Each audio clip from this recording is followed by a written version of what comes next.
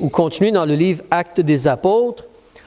Mais pour l'instant, si tu me permets, on est à l'aube d'une nouvelle année, 2025, très proche.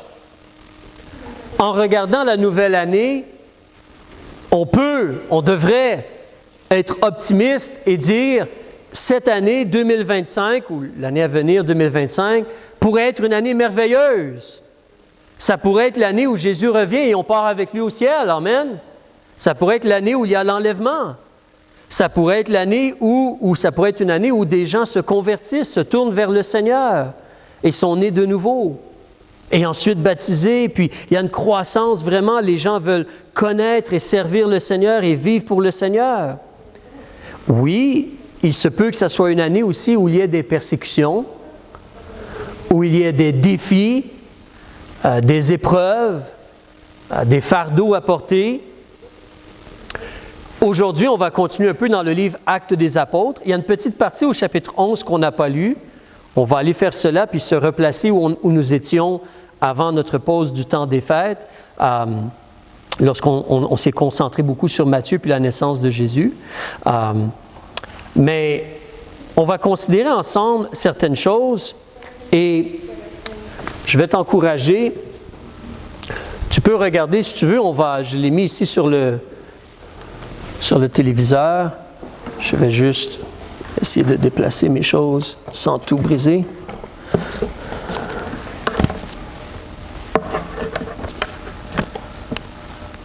Voilà. Ça, c'est Jeanne, si vous vous demandez. Voilà. Donc, tu connais Acte 1:8, mais on avait regardé cela ensemble au début du livre Actes des Apôtres. Actes chapitre 1, verset 8, c'est ce que le Seigneur a dit à l'Église là à Jérusalem, quand il allait quitter puis partir au ciel. Il a dit, vous attendez à Jérusalem et vous allez recevoir la puissance du Saint-Esprit qui viendra sur vous. Et vous allez me servir de témoin, tant à Jérusalem, mais pas seulement à Jérusalem, ensuite la Judée, la Samarie, et ensuite jusqu'aux extrémités de la terre. Il y a une progression, si on pourrait dire, où on va plus loin, on s'étend plus loin. L'œuvre de Dieu s'étend plus loin. Et nous, on a regardé ensemble le livre Actes des Apôtres. Si tu veux juste faire un petit survol simple avec moi, si tu étais au chapitre 1, nous savons au chapitre 2, on prêche à Jérusalem le jour de la Pentecôte. On est à Jérusalem surtout au chapitre 2, au chapitre 3, au chapitre 4, au chapitre 5. On est encore surtout à Jérusalem. On parle de l'Évangile, les gens se convertissent, les gens sont baptisés, ajoutés à l'Assemblée. Regarde au verset 28 du chapitre 5 ce que les chefs religieux disent. Les chefs religieux, ils parlent et ils mentionnent « Ne vous avons-nous pas défendu expressément d'enseigner en ce nom-là, et vous avez rempli Jérusalem de votre doctrine, de votre enseignement, de ce message-là de l'Évangile et de vivre pour Jésus-Christ, les enseignements des apôtres et tout. Vous avez rempli Jérusalem de votre doctrine. » Alors, on est à Jérusalem surtout ici, mais Jérusalem est en train de se remplir, selon les chefs là, c'est en train de se remplir de l'enseignement de la doctrine, l'Évangile, la parole de Dieu. Là, tu tournes, tu es au chapitre 6 et chapitre 7, tu te rappelles, c'est quand le premier martyr ou quand Étienne se fait lapider. Stephen, Étienne se fait lapider. Cela se produit. Si tu veux regarder au chapitre 6, puis au verset 7, on est encore surtout à Jérusalem. Chapitre 6, verset 7, Dieu nous dit, l'Esprit de Dieu, la parole de Dieu nous dit que la parole de Dieu se répandait et le nombre des disciples se multipliait beaucoup. À quel endroit? À Jérusalem. On est surtout à Jérusalem, là, ici, au chapitre 6. Mais là, on tourne peut-être 2 pages, on arrive au chapitre 8 et verset 1. Et là, il y a quelque chose qui se produit. C'est pourquoi, même nous, dans cette année qui va débuter, il faut accepter les persécutions ou les épreuves que Dieu permet, parce que Dieu ouvre des portes à travers ces choses-là et est à l'œuvre. Donc, au chapitre 8, verset 1, Saül, on sait, il voulait tuer les chrétiens. Il y a une grande persécution contre l'Église de Jérusalem. Et tous, excepté les apôtres, ont été dispersés. Donc, les sauvés, à part les apôtres, ont tous quitté Jérusalem. Et où est-ce qu'ils ont été? Si quelqu'un peut m'aider, à la fin du verset 8, ils ont été à 2 endroits, la Judée et la Samarie. La Judée et la Samarie. Hey, c'est exactement ce que Jésus avait dit. On l'a vu ensemble, hein? Mais c'est exactement ce que Jésus a dit concernant le futur, son plan, son œuvre, le travail des apôtres, de l'Église à Jérusalem, puis après ça, la reproduction des églises et tout, mais la Judée et la Samarie. Alors, c'est ce qui se produit. Et on sait, au chapitre 8, on va prêcher aux Samaritains. Il y a des églises qui vont débuter là. On va même prêcher à un monsieur, l'eunuque. On arrive au chapitre 9. On tourne au verset 31 du chapitre 9. Puis là, on voit qu'on n'est plus seulement à Jérusalem du tout là. On est au-delà de cela. On est au-delà de la Judée. On est comme Judée, Samarie. On est au-delà de Jérusalem. Verset 31. Cependant, les églises, maintenant il y a des églises, elles étaient en paix dans toute la Judée, la Galilée et la Samarie. Exactement comme Jésus a dit. Et on continue parce qu'à la fin du verset 31, on te parle qu'il y a une multiplication des églises. Ça continue. On va au-delà. Donc, le plan du Seigneur. On a débuté avec Jérusalem, ensuite la Judée, la Samarie, mais là, il nous reste quoi? Les extrémités de la terre. Il nous reste les extrémités de la terre. Ça, c'est la prochaine étape. Puis nous, toi et moi, on avait commencé à regarder cela, chapitre 11. Chapitre 11, on va vraiment aller plus loin. Alors, tu te rappelles, on avait vu un peu la carte, j'espère qu'elle n'est pas trop petite, elle est comme dans le format qu'elle est, elle n'est pas à l'horizontale, elle est au vertical, mais on peut voir donc en bas Jérusalem, la Samarie, et là on va monter vers la Phénicie, et Cypre, l'île de Cypre à côté, Antioche en haut. On sort vraiment d'Israël là. Là, on s'en va vers les extrémités du monde, de la terre. Qu'est-ce qui se passe au chapitre 11? Verset 19. On avait vu ensemble, en réalité, les gens justement qui ont été dispersés, qui ont été vers la Judée, la Samarie et la Galilée, puis plus loin, verset 19, ils sont même passés jusqu'en Phénicie, en Chypre et à Antioche. Mais techniquement, ils ne parlaient surtout qu'aux Juifs. Donc ça, ce n'est pas les extrémités du monde. Mais après cela, au verset 20, on te dit qu'il y a quelques-uns d'entre eux qui étaient de l'île de Cypre et de Cyrène. Ça, c'est comme le nord de l'Afrique. Aujourd'hui, c'est à côté de l'Égypte, la Libye. J'allais oublier, excusez-moi, la Libye. C'est autour de là. Et donc, ils sont entrés dans la ville d'Antioche, puis eux ont décidé de parler aux non-juifs, aux Grecs. Ils ont décidé de parler à des gens qui n'étaient pas israélites ou de descendance israélite. Ils ont parlé aux Grecs. Ils ont annoncé l'évangile du Seigneur Jésus-Christ. Et au verset 21, il y a des gens qui se sont convertis. Même un grand nombre se sont convertis au Seigneur. On avait touché ces choses-là. On avait vu un peu ces choses-là. Mais là, c'est là qu'on commence à parler, qu'on va vers les extrémités du monde. On sort d'Israël. Alors, les gens se convertissent. Qu'est-ce qui se passe? Comme on avait vu, eh bien, les apôtres qui sont encore surtout à Jérusalem, l'Église à Jérusalem, verset 22, ils entendent parler de cela et donc ils choisissent d'envoyer un homme pour aider. Ce n'est pas que l'Église à Jérusalem contrôle les choses, mais les apôtres sont là et on envoie quelqu'un donc qui peut s'occuper pour aider puis organiser l'Église à Antioche. On apprend que des gens se convertissent, même des non-juifs.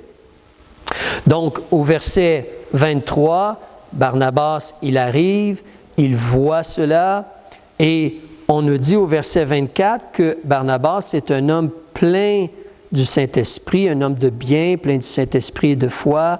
Une grande multitude se joignait au Seigneur. Là, on a le mot multitude, là. Alors, on ne parle plus de dizaines ou de centaines, on est rendu dans le mot multitude.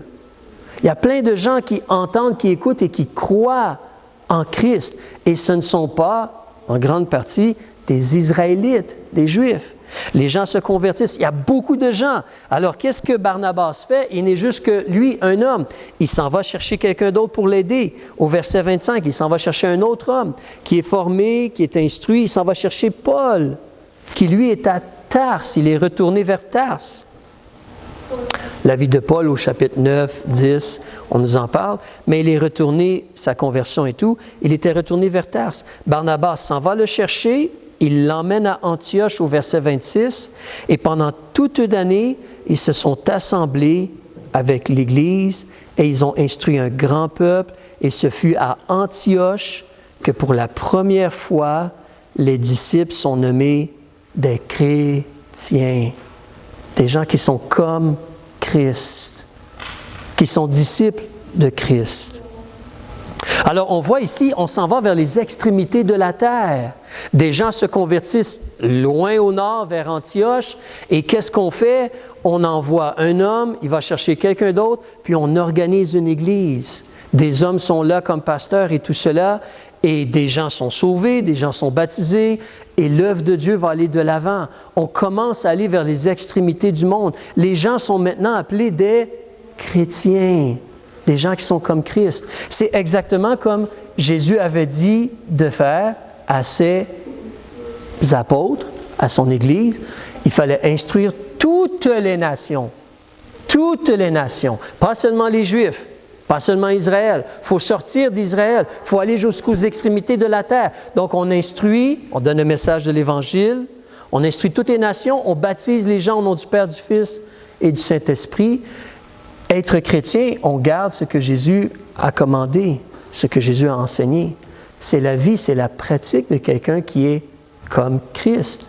Il veut suivre la doctrine des apôtres, la doctrine de Jésus-Christ, la façon de vivre de Jésus-Christ.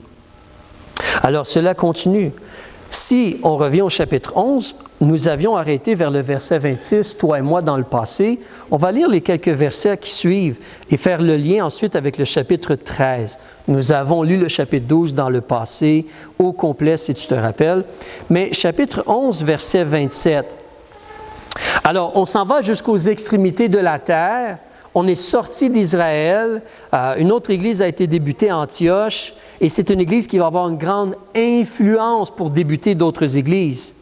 Mais au verset 27, on te mentionne que en ce temps-là, puis dans quelques instants, on va parler de temps ou de moment ou d'époque.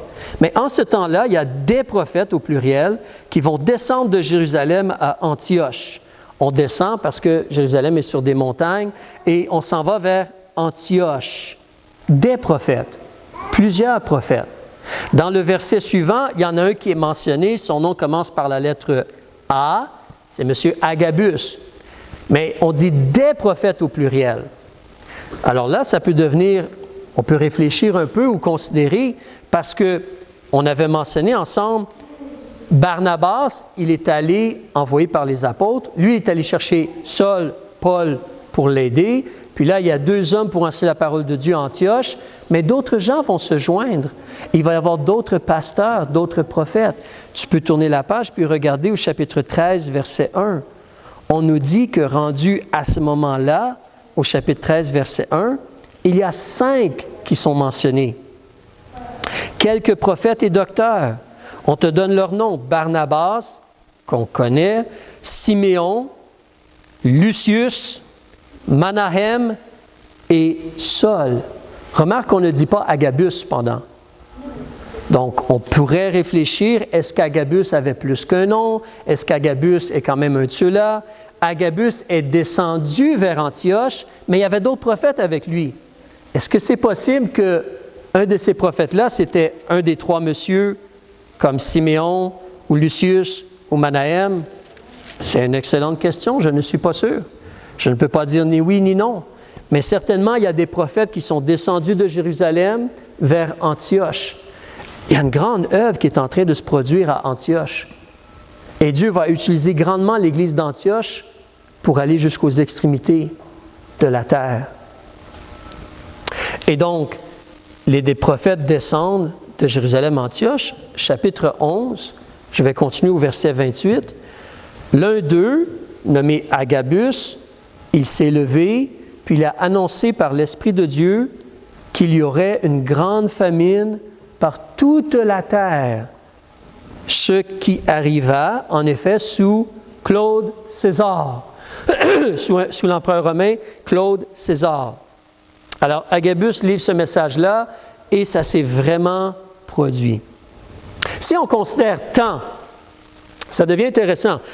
Excuse-moi un instant. Ça devient intéressant parce que les historiens nous disent que oui, il y a eu une famine sous le temps de Claude César. Même généralement, ils vont te dire que ça s'est produit soit en 45, soit en 46. Ils peuvent pointer vers cela. Donc, en 45 ou 46, il semblerait, selon les historiens, on a l'accomplissement de la prophétie d'Agabus, qu'il y a eu une famine. Est-ce que lui a dit la prophétie 1 an avant, 6 mois, 3 mois? Je ne sais pas. Mais il a dit qu'il y aurait une famine, et la famine s'est vraiment produite, puis les historiens le reconnaissent. C'est là. Alors, en 45 et 46, certainement, il y a cette famine. Pourquoi ça devient intéressant?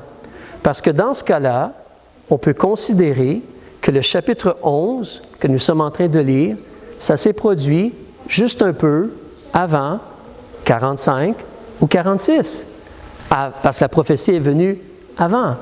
Donc, ce qui devient intéressant, c'est que si Jésus est ressuscité autour de l'an 30-35, j'arrondis les dates présentement, mais si Jésus est ressuscité entre l'an 30 et 35 après Jésus-Christ, puis la famine a vraiment eu lieu en 45-46 après Jésus-Christ, le chapitre 11. Donc, techniquement, il y a entre 11 et 15 ans entre la résurrection de Jésus-Christ et Actes chapitre 11. On arrondit dans les dates. Parce que si Jésus serait ressuscité en l'an 30 et la famine arrive en l'an 45, il y a 15 ans. Donc, approximativement, il y a entre 11 et 15 ans entre quand Jésus est ressuscité et Actes chapitre 11. Donc, c'est intéressant des fois parce qu'on se demande le livre Actes des Apôtres, le temps, le développement et tout, mais ici, on a quelque chose même où les historiens semblent dire, oui, ça s'est vraiment produit en 45-46. Donc, quand tu lis Actes chapitre 11, ça fait approximativement 15 ans que Jésus est ressuscité. On arrondit, entre 11 et 15 ans que Jésus est ressuscité.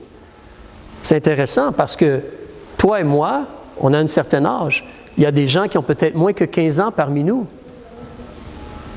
Mais Jésus, donc, quand il est ressuscité, Actes chapitre 1, verset 8, qu'est-ce qu'il a dit? Jérusalem, la Judée, la Samarie, les extrémités de la terre. Pour se rendre aux extrémités de la terre, cela a pris combien de temps? Plus de 10 ans. Plus de 10 ans. Intéressant. Des fois, on lit Actes des Apôtres et « Ah oui, ah oui, ah oui, ah oui! » Mais en réalité, il faut ralentir le temps. Ralentir le temps. Ralentir le temps. Ça ne s'est pas produit si vite que cela. Vous comprenez? Il faut considérer l'espace-temps. Alors, ils ont travaillé pour Dieu. Ils ont œuvré pour Dieu. Mais 15 ans plus tard, on passe à l'autre étape. À l'autre étape. Alors, moi, je me rappelle d'un temps dans ma vie où c'était comme mon ami se marie. OK, je suis content pour lui. Mon autre ami se marie. Je suis content pour lui. Mon autre ami se marie. Je suis content pour lui. Ça va être quand mon tour, moi? L'horloge continue à avancer, vous comprenez, et tout. Alors, mais le temps dans notre vie, des fois, on trouve que le temps est long, ou court, plutôt, je devrais dire. Des fois, on trouve que le temps, il est long. Il est long. Mais 15 années peut-être entre le plan de Jésus mentionné aux apôtres et on va aller maintenant vers les extrémités de la terre. N'oubliez pas une chose, Actes chapitre 8, quand on est sorti de Jérusalem, On est sorti parce qu'il y a eu de la persécution. Est-ce que les Juifs ont été lents à accepter la réalité que les gentils pouvaient être sauvés? Oui, parce que Pierre lui-même, il ne voulait pas aller voir Corneille. Donc, Dieu a dû changer leur cœur, changer leurs idées, changer leurs opinions et leur faire comprendre, non, non, c'est ça mon plan, c'est ça mon plan, c'est ça qu'il faut faire, c'est ça que j'ai demandé de faire, et ainsi de suite. Donc, nos choix, nos actions font en sorte que des fois, les choses sont retardées ou les choses deviennent plus longues ou quoi que ce soit. Mais on a cela ici. Une autre chose intéressante, si tu veux considérer, ça c'est complètement imparfait, mais généralement, les, entre parenthèses, experts vont nous dire, tu sais, souvent je vais mentionner, quand Actes des Apôtres est en train de se produire, les gens ne peuvent pas dire, on va aller voir ce que la parole de Dieu dit, comme nous on peut le faire. Parce que Jean, Matthieu, Luc, les épîtres de Paul, ce n'est pas encore écrit. Donc, eux sont en train de vivre et ils ont l'Ancien Testament, mais ils n'ont pas le Nouveau Testament qui est en train d'être écrit. Quand est-ce que le Nouveau Testament a été écrit?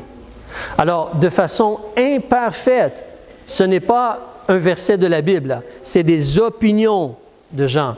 Ça pourrait être vraiment décalé de plusieurs années.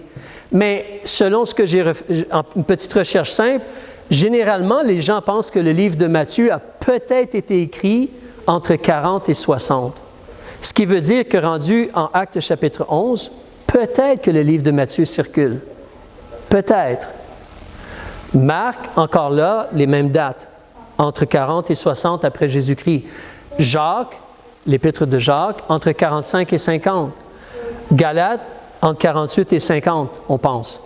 Donc, peut-être que rendu à Actes chapitre 11, on a peut-être quelques livres du Nouveau Testament qui commencent à circuler parmi les chrétiens, qui commencent à se promener. Peut-être. Comme je dis, ce n'est pas une science exacte, mais ça te donne une idée de la situation, du temps, puis de la situation et tout cela. Donc, si on revient à Actes chapitre 11 dans l'histoire, donc il va y avoir une famine. Dieu fait connaître aux gens, à l'Église ici à Antioche, il va y avoir une famine. Verset 29 du chapitre 11. Les disciples, les gens donc à l'Église, ils entendent cela. Un prophète se lève et dit, il va y avoir une famine. Les gens entendent cela, puis on réalise la réalité, le besoin, la situation. Les disciples ont résolu, ils ont décidé d'envoyer chacun selon son pouvoir un secours aux frères qui demeuraient en Judée. Ils ont vu ou ils ont considéré la réalité du besoin, puis ils ont dit, on va essayer d'aider. Maintenant, une chose qu'il faut considérer, c'est qu'évidemment, ici, dans ce qu'on voit, ici, ce n'est pas la dîme. Ils n'ont pas donné la dîme en tant que telle. C'est vraiment, selon leur pouvoir, selon leur capacité, ils ont fait comme une aumône. Ils ont voulu aider des frères qui manqueraient de choses nécessaires, comme de nourriture. C'est un peu comme nous, on a fait pour les gens en Afrique, au Congo, dans le cours de l'été, si tu te rappelles. Donc, les disciples ont résolu d'envoyer chacun selon son pouvoir, et c'est spécifique. Ce n'est pas d'aider nécessairement des pauvres. On veut aider les pauvres, mais il te dit qu'ils ont envoyé un secours aux frères qui demeuraient en Judée.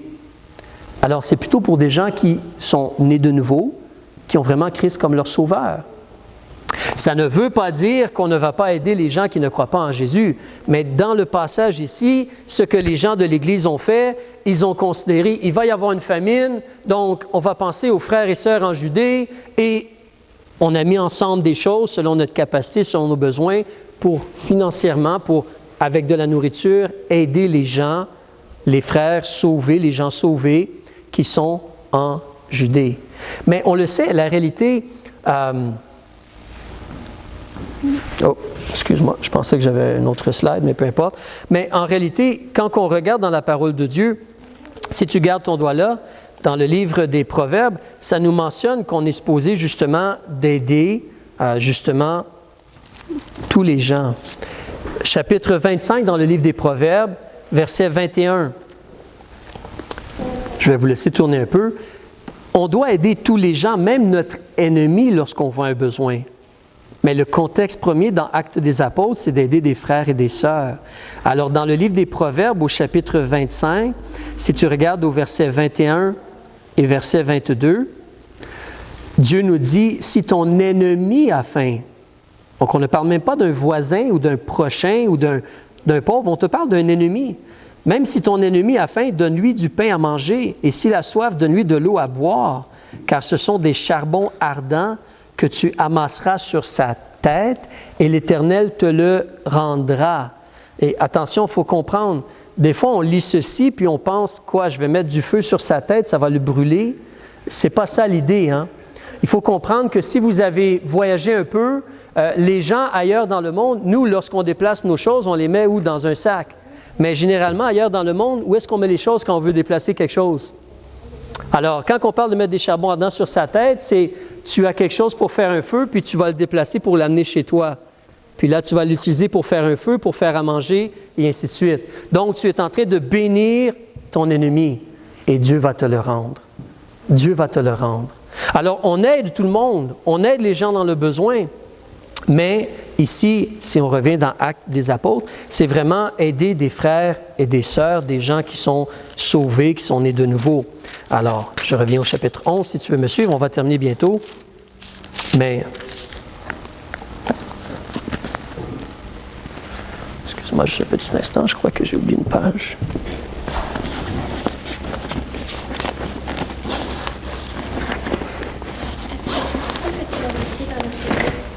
C'est possible, oui.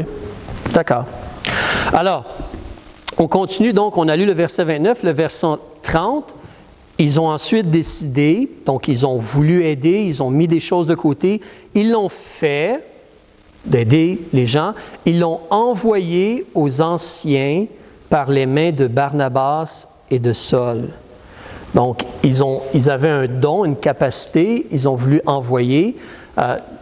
Évidemment, de nos jours, ça peut être différent. Tu peux envoyer de l'argent juste en faisant clic. Mais dans ce temps-là, il n'y avait pas de clic. OK? Donc, il fallait que tu ailles en personne porter un cadeau ou un don, ou sinon que tu envoies quelqu'un le porter. Alors, c'est ce qu'ils ont fait. Ils ont choisi 2 hommes responsables, Paul et Barnabas, et ils leur ont dit, apportez cela, puis amenez-les aux pasteurs, aux anciens, vous allez voir dans un instant, à la ville de Jérusalem. Ça aussi, ça nous fait réfléchir parce que si Paul et Barnabas étaient ceux qui enseignaient, qui ont organisé l'Église et qui enseignaient, mais là, ils vont quitter, ils vont aller à Jérusalem pour apporter un soutien ou de l'aide pour les gens dans le besoin. Il y a quelqu'un d'autre qui peut aider, qui peut enseigner. C'est là, comme on voit, il y a des prophètes aussi qui sont venus les rejoindre. Et quand tu tournes la page au chapitre 13, verset 1, mais il y a justement d'autres personnes maintenant qui sont pasteurs, qui sont prophètes, qui sont docteurs dans l'Église d'Antioche. C'est probablement une église d'une énorme grosseur ou quantité, là. On peut parler de milliers de personnes peut-être. Et donc, il y a plus qu'un pasteur pour enseigner et tout. Mais si tu es tourné là, regarde au chapitre 12, versets 24 et verset 25. C'est un peu la continuité du déplacement de Paul et de Barnabas. On te mentionne, au verset 24, que la parole du Seigneur croissait et se répandait. Et ça, en réalité, c'est notre désir. C'est notre désir. C'est pour ça, c'est important pour nous de réaliser, notre désir, ce n'est pas de bâtir ce que nous, on veut bâtir. Notre désir, c'est que la parole de Dieu soit donnée, que la parole de Dieu soit entendue, que la parole de Dieu soit reçue et que la parole de Dieu soit pratiquée ou qu'elle ait libre cours. On va voir cela tantôt. Mais la parole du Seigneur faisait cela. Elle croissait et se répandait. Et là, au verset 25, on revient à nos 2 amis, Barnabas et Saul. Ils ont été à Jérusalem, ils ont apporté le don, l'aumône aux anciens. Barnabas et Saul, après s'être acquittés de leur ministère, ils sont retournés de Jérusalem. Où est-ce qu'ils s'en vont? Bien, ils retournent à leur église, à Antioche. Ils ont pris avec eux Jean surnommé Marc. Je pense que vous le savez, mais Jean surnommé Marc, quel lien a-t-il avec Barnabas? Quelqu'un s'en rappelle? C'est quoi le lien entre Barnabas et Jean-Marc? c'est son cousin. C'est un lien de famille. D'accord? Donc, Barnabas et Jean-Marc sont liés par famille et ils emmènent donc Jean-Marc avec eux. Pendant un certain temps, Jean-Marc va aller en voyage avec eux, mais il va quitter par la suite. Mais là, on arrive au chapitre 13, verset 1. Et d'une certaine façon, on va arrêter là aujourd'hui. Mais qu'est-ce qui se passe au chapitre 13, verset 1?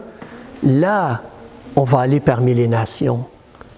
Parce qu'au chapitre 13, verset 1, Dieu agit, il y a des pasteurs, mais tu peux voir le verset 2, pendant que les gens étaient en train de célébrer le culte du Seigneur et qu'ils jeûnaient, le Saint-Esprit, Dieu a dit, mettez à part pour moi Barnabas et Saul, en vue de l'œuvre à laquelle je les ai appelés. Où est-ce que Paul et Barnabas s'en vont? Ils s'en vont parmi les nations. Ils s'en vont parmi l'Empire romain. Ils s'en vont jusqu'aux extrémités de la terre pour apporter le message de l'Évangile. Alors, rendu au chapitre 13, là, vraiment, on va aller vers les extrémités de la terre. On va arrêter ici dans cela. Mais voici ce que je veux t'encourager à. Deux choses en terminant. Si tu recules, tu avances avec moi dans la seconde épître aux Thessaloniciens, chapitre 3. Regarde le beau verset que Dieu nous donne et l'encouragement. Chapitre 3, verset 1, en 2 Thessaloniciens. C'est là le lien avec le fait que la parole de Dieu se répandait. Et chapitre 3, verset 1, Paul, ici, quand il parle aux gens à l'église de Thessalonique, il leur demande de prier pour lui. Et quelle est la prière de Paul? Et ça, un peu, ce n'est pas notre verset pour l'année, mais c'est un bon verset à mémoriser et à utiliser quand on prie.